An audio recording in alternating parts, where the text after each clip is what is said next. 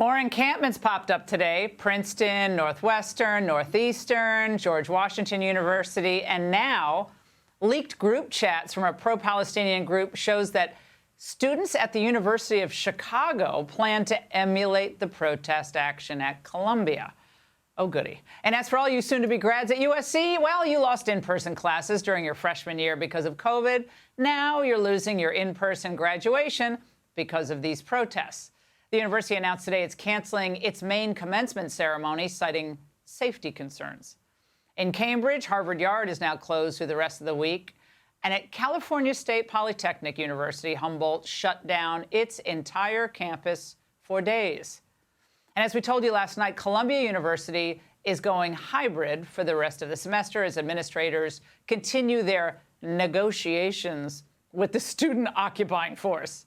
This is insane. Joining me now, Erin McNulty, a pre-med student at Columbia who is suing the school, citing the school's failure to protect Jewish students, and Josh Shapiro, a student at George Washington University.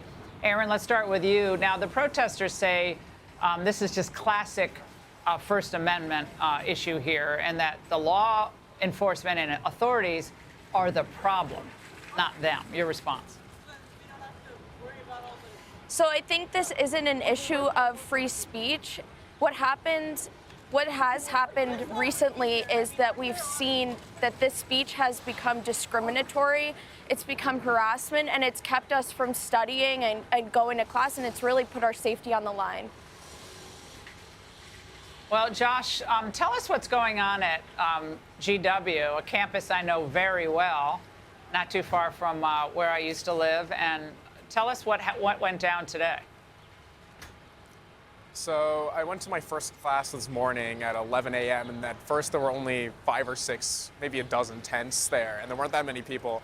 And by the time I left class, you could hear chants of hundreds of people. Now I'd say there are 500 people at our, it's called the U Yard, in one of our main yards. And there's like plenty Josh, of, do you get the sense that a lot of chanting is very loud. Go ahead, sorry. It's a lot of chanting. Josh, do you get the sense that some of the chants? Sorry. We have a delay here, Josh. Just let me ask a question, and then I'm going to be quiet.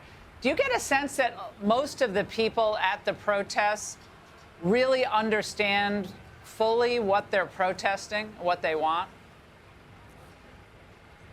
No, I don't think everyone fully understands. I think most people are truly well-meaning people, and that they think they see an injustice in the world, and they think that they should fight that injustice. And I respect that. However, I think it's also important that because this is obviously one of the most politicized topics to ever face the media, that it's important for people to remember that before they go and they start a lot of crowds and go do a lot of chants, that they're probably seeing a lot of propaganda, especially my generation. Most people get their news from social media, which isn't exactly reliable.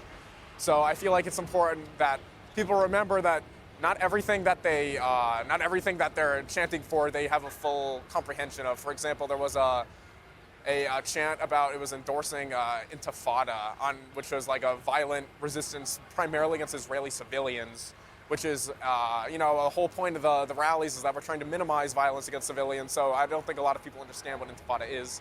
So I think before you chant and clap to endorsing Intifada, it's very important that you get a full scope of the picture, full context. Yeah. So that's what I have to say. Yeah, well, or maybe just go to class. Erin, Minnesota Congresswoman Ilhan Omar visited Columbia today and said it was an honor to be at the encampment, claiming that the protests were joyful. She's in awe of their bravery and courage. So they're joyful and basically peaceful, and everyone should just chill out. Erin. I think that what we're seeing is not just academia failing. This is truly a betrayal of democracy. The fact that her daughter was suspended the other day and arrested and was in the first place back on campus, but that her mother then came to campus and glorified what is happening shows that she truly doesn't care about our democracy or Jews' rights to education. Josh, do you feel safe on campus despite, these big crowds that are forming? Physically, I feel safe. I haven't had any reason to believe that any of the people at any of the crowds have wanted physical harm towards me, but it's kind of emotionally, it's pretty emotionally damaging whenever I want to go to a Jewish event on campus, for like a Shabbat dinner. Every Shabbat dinner, we have to get our IDs checked, our name crossed off of a list, and many girls that bring purses get their purses like checked with a baton by a guard outside of my Chabad. And additionally, we have this event once per semester. It's called Mega Shabbat. We try to get as many Jewish students as we can into the University Student Center on campus. And there are maybe 12 or 13 police officers there making sure that there are no people coming to protest us or harass us. Yeah. And then additionally It's unsettling. on like a couple... Yeah, Josh, Yeah, quite. Josh, we got to roll, but that you gave us some valuable information. Thank Sounds you great. both for Thank giving you. us some insights tonight.